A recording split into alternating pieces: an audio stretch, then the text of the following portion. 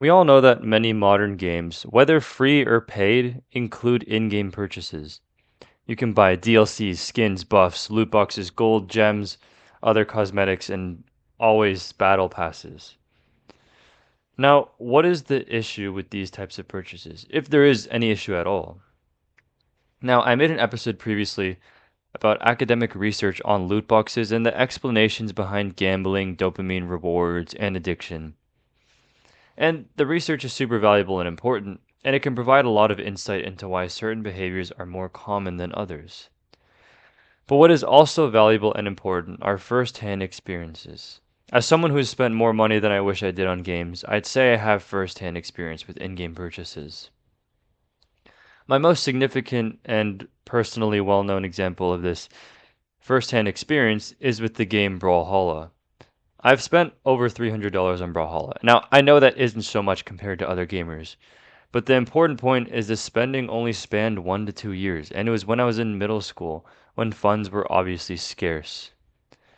What I bought in the game were character skins, nothing too crazy. These weren't things that would improve my performance in the game, they were purely aesthetic. The problem with this kind of spending is not that I spent it on things that were sort of useless, like skins.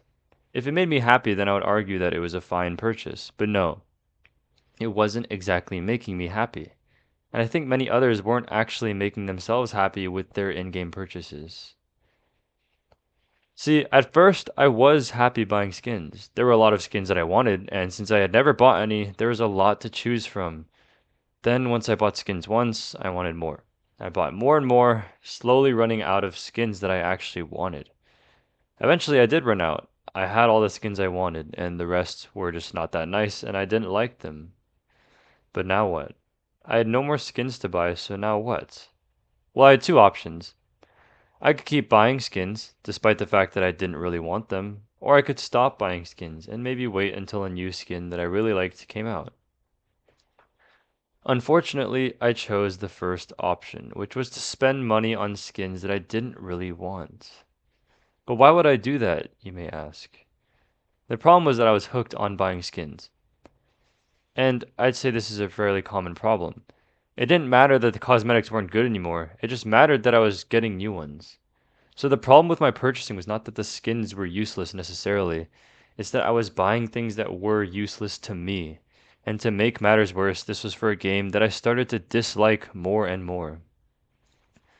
You could argue that in the grand scheme of things, this wasn't that big a deal. I didn't spend a colossal amount of money, and I still have those skins to this day, so if I really wanted to, I could go back and get more use out of them. But my issue with this type of spending is that it turned into something that I didn't actually enjoy, and many people fall victim to this type of spending. $300 may not seem like all that much, but I was in middle school, so I was effectively spending every dollar I had on this game. This would come at the cost of other things that I wanted in my life back then. Everything was lower in priority than spending money on the game. This mentality, I would argue, is not healthy. It's not beneficial to continue spending hundreds of dollars on skins that I don't even want and that are not going to make me enjoy myself more. And it definitely felt like the game tried very hard to attract you to their in-game purchases. A similar issue happened with Epic Games and Fortnite, which is why they got sued by the Federal Trade Commission. I'm not saying Brawlhalla necessarily practiced the same predatory techniques as Epic Games, but it certainly had a similar feeling. You buy coins, which can be used in an item shop, to buy cosmetics, and they make it very easy to make a purchase, which is especially harmful for kids like my past self. For people who don't have jobs, for people who have very limited funds, and for kids, these practices are definitely harmful. And I'd say I fell victim to them. I fell victim to them in Brawlhalla and even Fortnite later on, which was worse because I played Fortnite for much longer and was much more addicted to the game.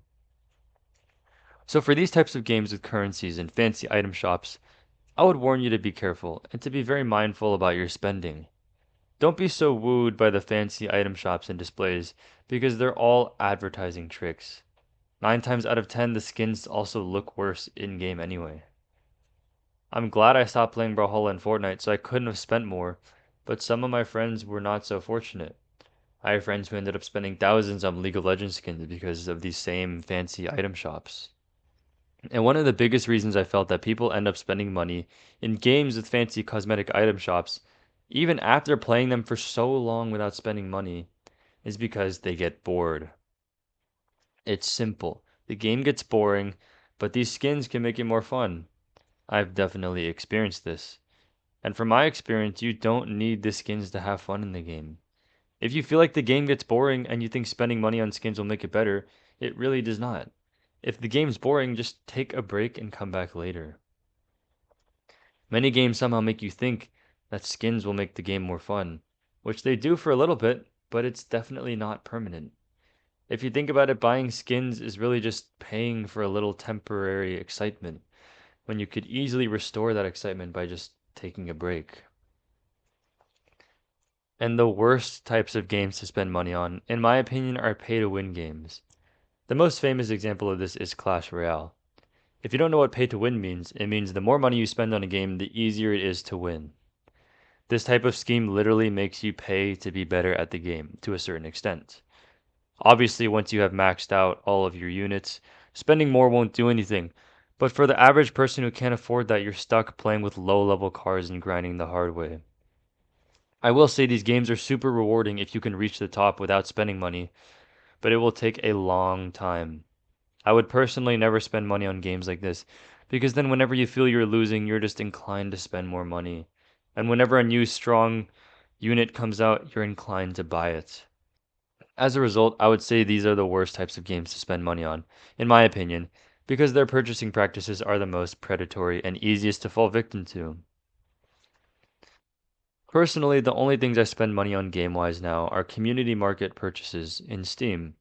But why are these different? Community market purchases have prices set by players for other players. It's built on community, and it's not developer versus customer. It's customer with customer.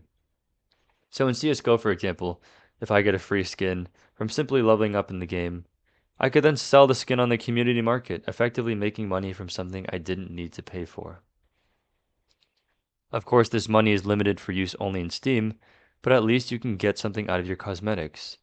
Now, when I buy a CSGO skin, I know it's not a permanent loss. I keep it, and when I don't want it, or when it rises in price enough that I can sell it, I put it on the community market for someone else to buy, and I get cash that I could use to buy other games on Steam, maybe more mindful ones than CSGO. This also ensures that I don't spend much money. I haven't added money to my Steam wallet in years because the cosmetics I have are growing enough in price that I don't even need to add more money. So be mindful of your in-game purchases. Make sure you aren't spending more than you really want to spend deep down. And make sure you aren't falling victim to the predatory item shops, and especially the battle passes that many games advertise. As always, stay mindful, and I'll see you all in the next episode. Baby, you gotta be my